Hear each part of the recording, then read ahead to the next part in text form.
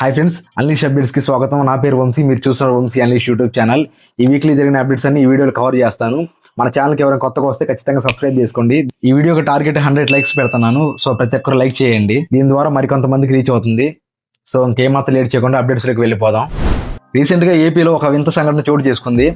OLXలో ఒక వ్యక్తి అయితే ఎంఆర్ఓ ఆఫీస్ని అమ్మకానికి పెట్టేశాడు, అది కూడా 20,000కి. అసలు ఈ థాట్ ఎలా వచ్చిందో అర్థం కావట్లేదు. మ్యాక్సిమం OLXలు అంటే వస్తువులు కానీ ఏదైనా థింగ్స్ కానీ అమ్మకానికి పెడతారు.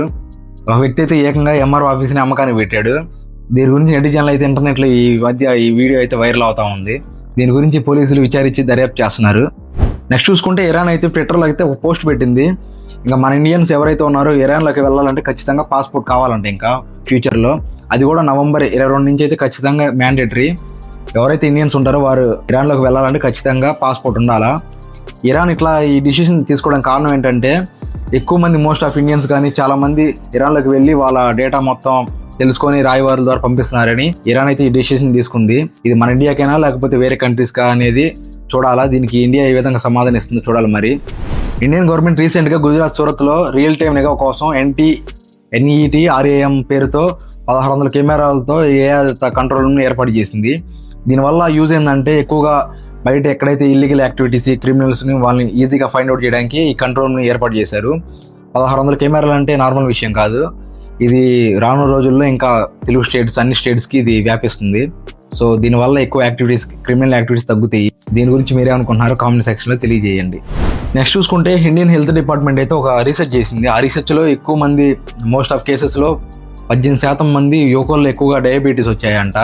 ఎందుకంటే ఇది ఎక్కువ స్ట్రెస్ తీసుకోవడం, ఉద్యోగాలు ఎక్కువ లేట్ నైట్స్ కానీ ఎక్కువ దీనివల్ల ఎక్కువగా ఒత్తిడికి గురయ్యి డయాబెటీస్ ఎక్కువైనాయి అంట. సో వర్క్ బ్యాలెన్స్ చేసుకోండి, ప్రెజర్ తీసుకోకండి ఎక్కువగా. దీనివల్ల హెల్త్ ఇంకా ఇష్యూస్ ఎక్కువ అయిపోతూ ఉంటాయి. ఒకసారి హెల్త్ ఇష్యూస్ వచ్చాయంటే ఇంకా తగ్గే కాదు. సో వర్క్ బ్యాలెన్స్గా చేసుకోండి. నెక్స్ట్ చూసుకుంటే శాంసంగ్ అయితే ఒక ఇన్నోవేషన్తో మార్కెట్లో రాబోతుంది.